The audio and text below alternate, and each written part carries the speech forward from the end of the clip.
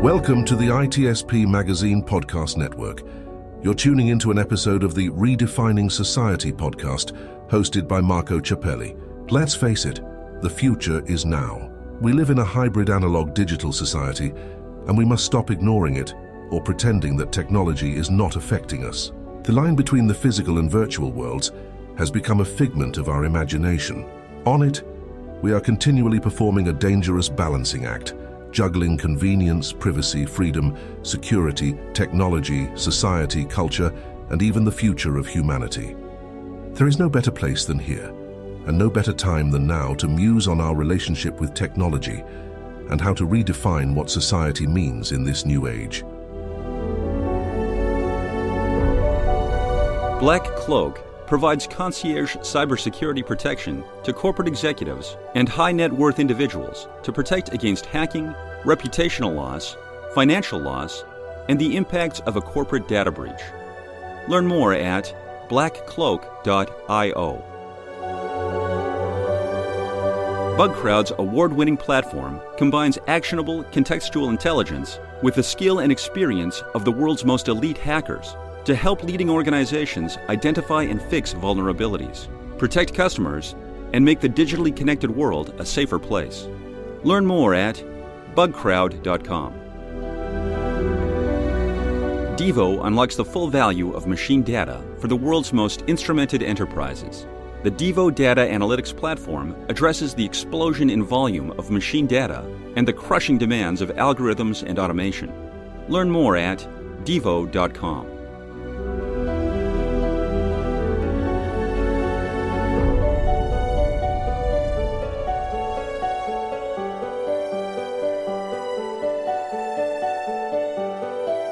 Hello, everybody. This is Marco Ciappelli. Welcome to another episode of Redefining Society podcast, where, of course, as the title say, we try to redefine or at least understand where society is going. I like to talk about the fact that the line between what is real and what is virtual is very blurry nowadays, and also with that, the way that technology become more physical and embed in our life, sometimes in our body, and definitely in the way that we communicate with each other.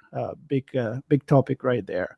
And we're trying to figure out, I think, a way lately to kind of fix, maybe come back a little bit and take a different road or find a better path towards a future that technology will be serving us as human, because I may think that we haven't done a really good job in maybe see where we were going, and those blinking lights and funny noises from technology may have been kind of driving us into maybe not a planned journey. So all this said, I have a guest today. I'm really excited. Her name is Marga Hoek, and she wrote books. She's a speaker. She's an expert into, her last book is about doing good things with tech and how a business can think for a future that is not just probably about making money, but actually be sure that they make money. That's what companies do, but also make good and maybe, again, fix what we've done wrong. So I've said my point already, so I'm going to shut up now, and I'm going to introduce Marga. Welcome to the show. Well, thank you, Marga. It's a pleasure to be here, and I love the title, Redefining Society. It's a never-ending challenge. Once you think you've done it, you just have to start again. Absolutely. Yeah, but I like the word redefining because that's a much better word than improving. That's right. See, let's talk about that. But first, I want to hear who you are in few words and introduce yourself to the audience. Thank you, Marco. With pleasure. And you said a couple of things already. So I consider myself a business person. I think that's important rather than an expert. I am a 3-time CEO. I led companies, small, mid-sized, listed. And throughout that period, I came to the realization that actually you can lead a business profitable, but at the same time have a positive impact on planet and people. So it wasn't an or situation, but that actually you can positively synergize the both. And to me, that was so important that from that point on, it became my mission in life, you could say, to actually prove that this is possible and to scale up business for good throughout the world and do whatever it takes to help that movement. And I do that in multiple ways. I do that by mentoring at companies with CEOs. I do that by writing books that hopefully are an inspiration to many, by writing books that are accessible, that have a lot of real life business cases, because, you can tell a lot of theory to people, but it's about, the proof of the pudding is in the eating. So you want to hear about companies that actually have done things, and to speak around the world, to the board consultancy, whatever is necessary on that journey. But my red thread, my core is to demonstrate and to share how business for good is good business. And technology, as you just touched upon that topic, Marco, is a very big component on it, and should be an even bigger component in how we do business for good. Yeah, I think there is a lot of places where we can start this conversation, and I'm going to go straight in the philosophical aspect of things. Meaning, when somebody think about the business, it's all about the money, right? It's especially when it's no more a small business, and you go to the board, it kind of lose that humanity in a way, and you just need to look at the quarter, what is coming next, is the company growing, how is the investors reacting to that, and because that is the goal, many times I feel we kind of went off track to, no matter what we do, we just need to make money, even if we're making decisions that may not be so good. And I also feel that things are changing now because companies are more transparent. They need to be more transparent. A brand is not anymore what you think it is what you do with it and what the perception of it. Absolutely, so, yeah. Are things changing faster nowadays? Companies are embracing this new way of doing things. Well, embracing is a strong word, I think, but too optimistic. Well, Marco, I always want whoever I speak to be realistic about the size of the challenge. So I'm always a bit wary when we say, things have changed a lot and it's going so well, because if things go well, we move forward in the right direction. And currently on many of our global challenges, I often refer to the Sustainable Development Goals because they're so concrete, and it's a holistic system of what sustainability actually means. But on a lot of those, we're actually still walking backwards. And the size of our solutions must meet the size of our challenges in the end, because otherwise we're doing things a little bit better. It's like, oh, well, it's a good operation, but still the patient has deceased, kind of a thing, which may be a bit drastic comparison, but it's true. So let me give you an example. So for instance, if we talk about plastics, let's take a little bit of another topic than climate change, because with the COP28, all the media are filled with climate change. So let's talk about plastics. We still have a lot of single-use plastics around the world. Currently, those kinds of plastics, we recycle less than 9%. Less than 9%. I don't have to explain to you how our plastic soup, already twice the size of Germany or France, if I compare to some European countries, you can do the maps in the US, how much is being added to this every day. So if we don't radically change with that 8.9%, the plastic soup over the next decade is going to grow with 40% for zero, because we have upcoming economies, we have still world growing population, and so on and so forth. So to really solve, the plastic soup problem and to not pollute anymore, we have to do 40% at least to stay at the same level.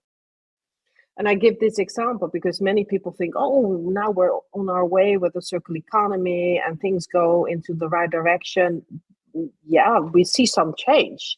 But as I said, the size of our solutions must meet the size of the challenge. That's what we should aim for. So you think people would know that by now, but I feel like the news sometimes are a little bit misleading in a way. Like you said, we're doing good, but better than what, right? Exactly. So I love, it's a very drastic example, the one you brought up with it's a good. I know, and it's surgery. Not to depress the No, but it is the truth. I mean, we have to face it. Yeah, we have to face it. Now, I know that you talk about the fourth industrial revolution, and I think it's a very important topic because everybody, I'm assuming, knows what the famous industrial revolution back in the late 1700 was. And so how do you actually define the fourth industrial revolution, and what is the third too, and the second? So a little bit of history on what this change in our industrial system. A history lesson, but the just a quick. two industrial revolutions were, of course, about the steam and to get fabrics, to get production going. And it were actually a few big inventions with big impact. Then we have the digitalization, which actually is not finished, because we have not everybody connected around the world. So that's important to say, because the third industrial revolution in that sense is a prerequisite for the fourth. So the third was getting everybody digital. Now the fourth industrial revolution is very much different than all of the former three, in that sense that it's like a toolkit, you could say, of many different technology groups. And within those groups, you have a wide range of subs, so to say, variations of that technology. So it's a wide range of technologies. Part of those technologies are digital, and part of those technologies are actually physical. And I heard you say earlier something about blurry and blending. And actually, what happens with the fourth industrial revolution is that all of these technologies blend and are applied as, a variety of tools in a toolkit in combination to come up as solutions. So they're not often used on an individual basis, but in combination with others. And as you mentioned, I wrote the book Tech for Good, which is just released. And that distinguishes 8 groups of technologies, like artificial intelligence and data, which is digital, 3D printing, physical, advanced materials, can be both, robotics, extended realities, autonomous vehicles and drones, blockchain, and space tech. You can make a structure in any way you want, but this is a good structure for the most important technology groups. And, like autonomous vehicles and drones, of course, we have the cars, we have by now autonomous trains, trams, drones. So you can see within every technology group, it's a variety. So that is very different from former industrial revolutions, which was, 1, 2, 3, big inventions that changed everything. But now it's a wide range of technologies, which often makes it confusing for people as well. Yeah, and I'm glad you explained that. Yeah, and we don't need to go in the history of this, but I think that the picture you painted is complexity for sure. It's more complex, many more ingredient, if you will, which I feel I envision as a matrix, right? You can start seeing between the 0 and the 1 to see some kind of a pattern here where it requires, correct me if I'm wrong, collaboration and synergy between different industry, as it is a blend of reality and digital, analog and digital, let's say. It also required to put together different expertise and different technology to really focus on something. And is this the big challenge? Are there companies out there that are leading the way already? Some example that you can bring of how it's not just one machine that make the difference, it's cooperation. No, exactly. It's not one machine. And I like that point you touch upon, Marco, of collaboration. that is key if you want to implement these technologies, especially if you want to do it like I propose for good. And we can talk about what that means specifically maybe a little bit later. Yeah. But, it's impossible as one company to have all that knowledge or to have access to those technologies and do it timely. Because imagine if we want to invent and, and develop everything ourselves, it would take way too long and our planet can't wait. But besides that, also your competitive position can't wait. So you have to be quick. It's complex. There's a lot you can do. So collaboration is key. So interestingly, what you see is that industrial companies, for instance, see collaboration with tech companies. Like to give you a simple example between Unilever and Google Cloud, for instance. And in this case, Google Cloud is helping Unilever to make sure that what they have pledged, and in this case, meaning to end deforestation, regarding the palm oil, for instance, to have eyes on the ground, because they can't have that physically, but with Google Cloud, they can literally have eyes on the ground and to make sure that they live up to their promise. So it's not only to create business models, but also to create solutions so that what they promise to do or what they set themselves out to do, that they can actually deliver it. So in that sense, also tech is an enabler for strategies of companies. And you see a lot of, surprising collaborations between companies so that they can actually leverage technology for their purposes. To give you an example, many architects now work with the German technology ProSolver, and that's an advanced technology, advanced materials. And what that material does is literally eat the smoke out of the air. So it's called a smoke-eating facade on that building. Now that architect or that construction company can try, set up R&D and try to develop that would take way too long. So they see collaboration with a tech company that has developed this and then apply it. And those collaborations have sometimes two companies, but sometimes even 2, 3, or 4. And also, out of the comfort zone collaborations with NGOs or think tanks or inventors arise, because that's the way to get things done, of course. Yeah, and I think we need to touch on, you said, tech for good. Let's define that. Like, what does it mean to do good, and how you envision this? So there is the technology to do it, and then we can maybe go into the ethics of what is good, right? I mean, for me right now, we need to do certain things to save the planet. Just right? So that's not even a choice. Is it? No. Like, what kind of cake am I going to eat today? This is good for me. This is not. It's like, no, there's one cake. Otherwise, there's no cake. So maybe we can take it from the cake being the world, in your comparison.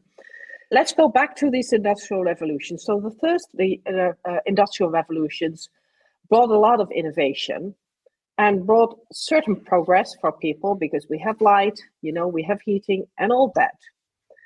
But it came with a price. And it came with a huge price for the world that we actually cannot pay. So allow me to share another number where we are at.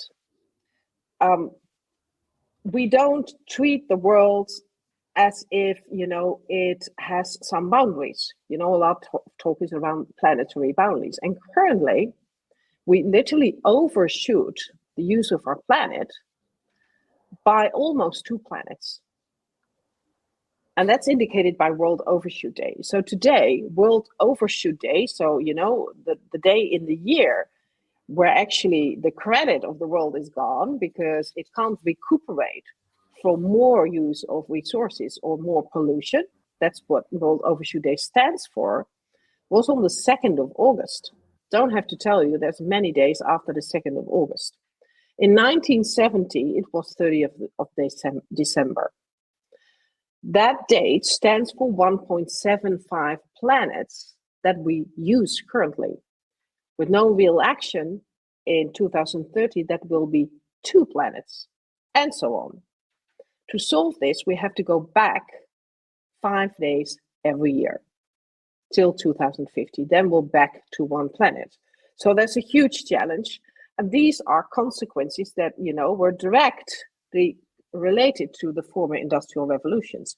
So we should learn from that. We should learn what technology can do and that it comes with a price. Now, with all that wisdom comes the responsibility, I think, to us as humans to choose wisely. And that means with this huge toolkit we just described of physical and digital technologies, I think we have the responsibility, the obligation to choose to apply those with a positive impact for the world and its people. That's what I mean with technology for good. For good, for me, and how I describe in the book, is measured by these sustainable development goals. Why? Because we made it into 17 concrete targets agreed upon by 193 countries in 2015, with the time ticking until 2030. And what is so helpful is that those are very concrete goals defined by underlying target and indicators, so it's completely crystal clear what the challenges are. Now, what do we want? That if we apply technology, that we positively impact those and not negatively impact those. And technology can be our biggest ally in that. Especially this wide range of technologies has the ability to fast forward progress. We can even make up for lost time because we were too slow and too small scale for lost time. And has been researched that those technologies impact positively if we put our minds to it 70% of these SDGs.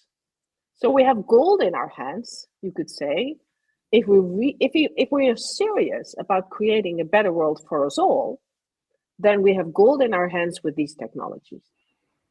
And the point is that doesn't mean that companies are not following their goal anymore, but they just reposition in a way their vision to say, I'm making money, I'm giving jobs, but I'm also doing good for the world. And as you're throwing number there is one that really stuck into my head when I was reading about your book, where it says 69 of the world's largest economy are company, not government.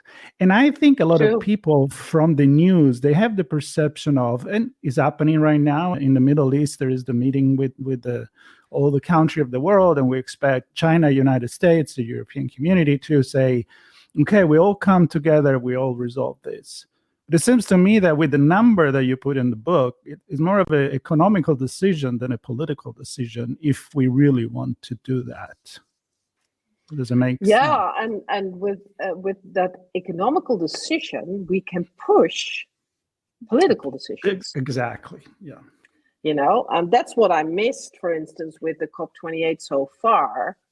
I mean, there was this letter of 100 CEOs, writing a letter what they expect of COP28, and they want governments to do this, that, and the other, and they all are kind of perfect because they are aligned with their own 2050 goals. And then what? As if that is enough. Why don't you say we, being such a huge economical power, potentially for good, are going to raise the bar so and so, and in such a way, whatever way they propose. And then governments, we expect you to accelerate this, that, and that. Then you create a higher point of outcome of this, rather than saying, we'll do the same as we did before, which was good. And now governance, you have to step up. Then you don't use that economical power. Right.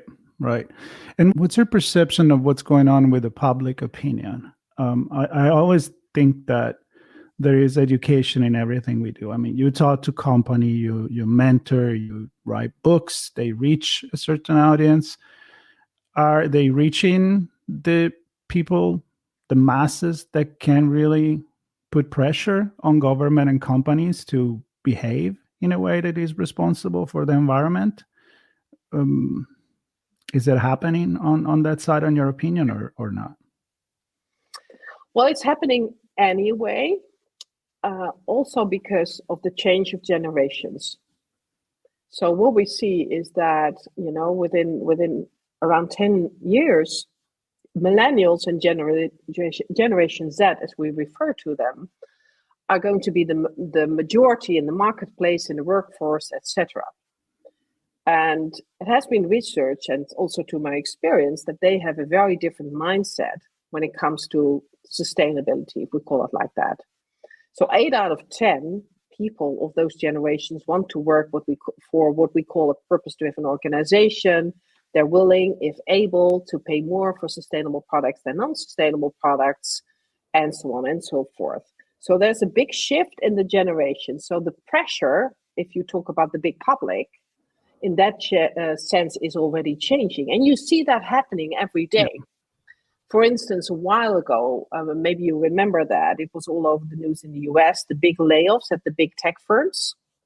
And then young people stood up and said, we don't want this happening like this, because we have people living in war zones, we have people that live on the visa, which is connected to their job. So we want a change in the process. They demanded it. It was all over the media. And of course, they achieved maybe not all of their goals, but definitely part of it.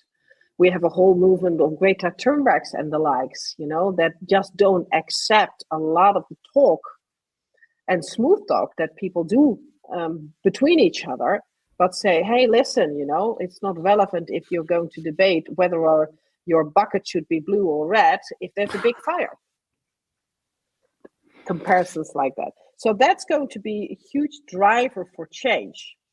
Also, the economics around renewable energies and new ways of production with these new technologies, for instance, in manufacturing, the price of the innovations is going to lower rapidly, and if not by political decisions, it's going to, be phased out due to lack of competitive position, because these are markets that are phasing out anyway. And the new markets are phasing in regardless of political decisions.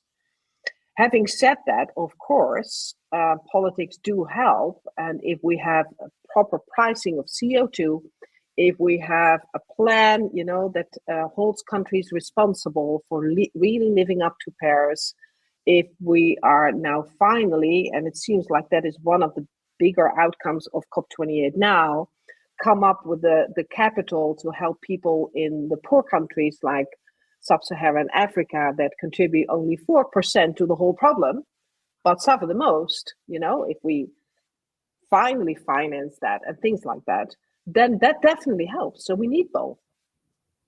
And we go back to where we started, like technology that is more complex, but it can be rearranged in a way that it turn out to be functional. And I feel like what you just said about politics, the same thing. It's like, it's not just we have a lot of tools in our arsenal, in our kit, and we just need, I think, the will to do something like that. Now, I want to take the last maybe 5 minutes of this, because I like to touch on generative AI and AI in general. Of course, it's a big topic nowadays. It's part of technology. There is a lot of promises, a lot of concrete results already from healthcare, data management, and a lot of other things. A lot of people are afraid of it, but a lot of people were afraid of prior technology, computers taking jobs and all of that. So all this said, in your context of tech for good, how do you place everything that has happened in the last year, literally, in artificial intelligence? Yeah, well, thanks for asking that. And the other day I was in London on a FT event on AI, and I spent 3 days listening to everybody there as well. there's a lot of talk about regenerative AI and data, as there would be a lot of talk with every new technology, but it's only one, although foundational technology of this fourth industrial revolution. It has huge promises, and I think it absolutely can live up to that, because it can enable us to analyze and gather data to a much larger scale, much faster, and that's exactly what you need to push solutions forward. And it can be combined with all of the other 7 technology groups. So it's a foundational technology. So it can do huge things. We can literally predict impact on the planet and thus solve it. We can do precision farming. We can improve health. We can do precision operations, and so on and so forth. A lot of things. Fearing technology is not going to do anything for us. Fearing in general as human beings makes us cautious, but how cautious do we need to be? We cannot be paralyzed by fear or insecurity. As humans, we have to live and cope with the only constant is going to be change. We have to be comfortable with new things and have to get comfortable with innovations and the unknown, because that's what our era is going to look like. And if we fear the first phase, well, you buckle up for the phases after that. What we also need to realize, and I was talking on the FT event about regulation and policies, we need a shift in that as well, because these technologies are not to be controlled. That doesn't bring us anything. We have to steer on the outcome of the technologies, being a shift from doing no harm. We want to protect, rightfully so, that technologies do no harm, but we have to focus on doing good, because otherwise we get a lot of rules of regulations that will be too little too late anyway, because our whole system is so slow that it's so much slower than the pace of the development of technology. So that in itself has to be changed. But also, it then abstracts good solutions to come out in time for planet and people.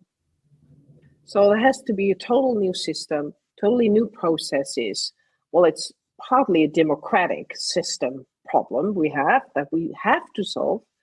And then we have to focus on accelerating solutions that do good, and not, have only one idea around policies and regulations that end up focusing on doing no harm. That I find very important. Yeah, we talk a lot in cybersecurity about inaction is never the solution. Like, how do I not get to click on a nefarious email? Well, I'm just not going to get emails. No, you can't do that. You're not going to stop exactly the same thing. Yeah. Otherwise, then we're not catching up, and I'm going to have nightmares about thinking about that we're already consuming more planet than we need to. That really stuck into my head. Yeah. I would love for you to tell me and make a pitch for your book as well. But I'm curious, who do you had in mind when you were writing this book, and who you wish would read this book? Business people, C-level, or is a book for everybody else as well, to understand where we're standing and maybe make your voice heard with education?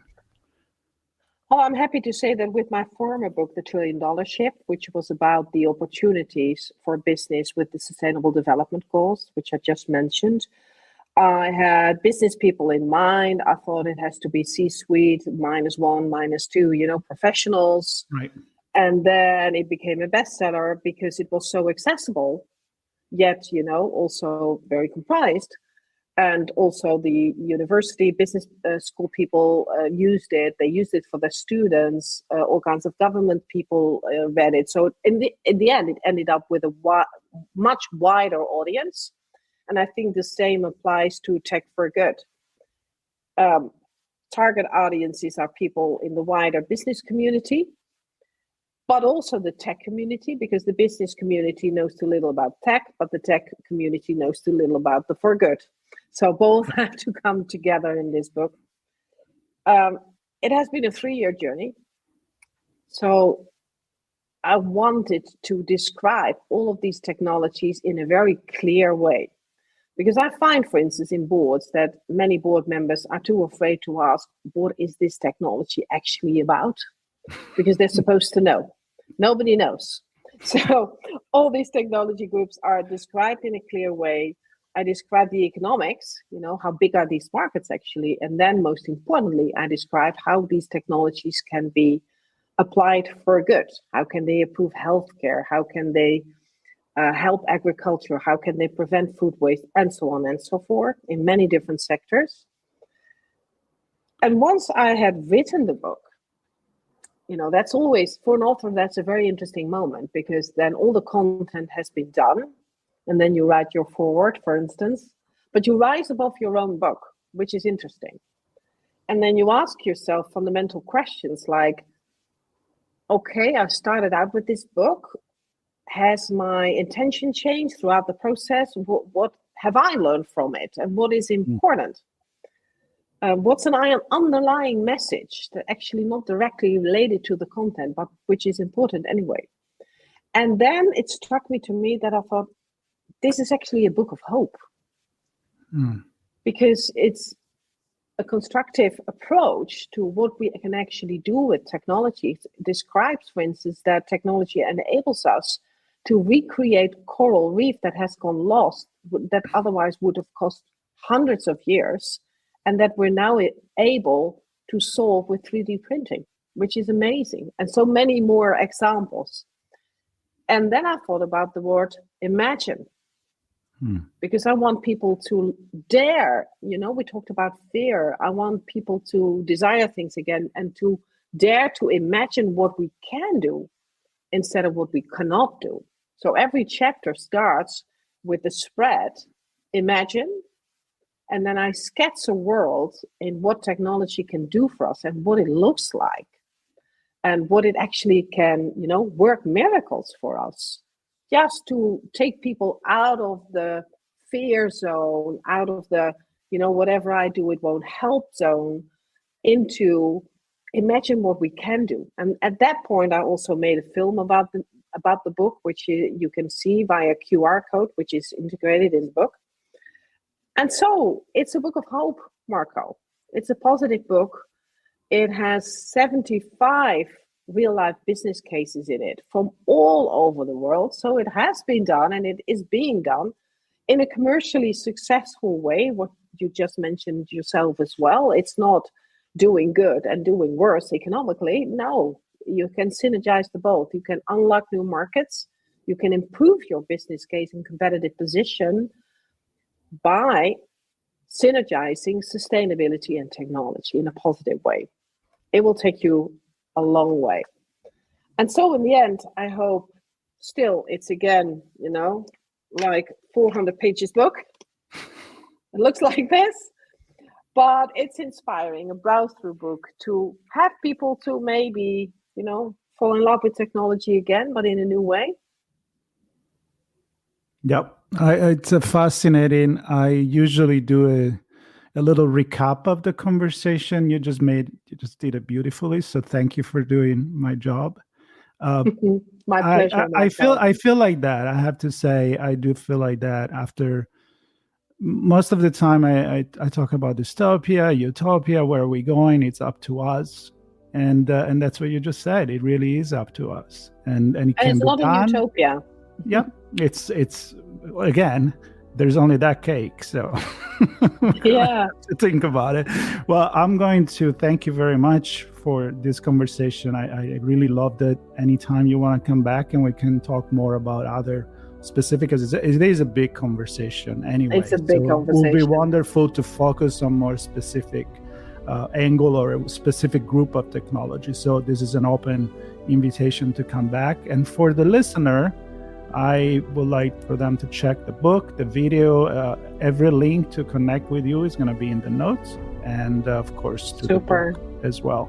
So again, stay tuned for more stories like this. Subscribe, get in touch with Marga, and definitely read the book. And Marga, Thank you very, very much. It was my pleasure. Thanks for having me, Marco. Really enjoyed. Me too.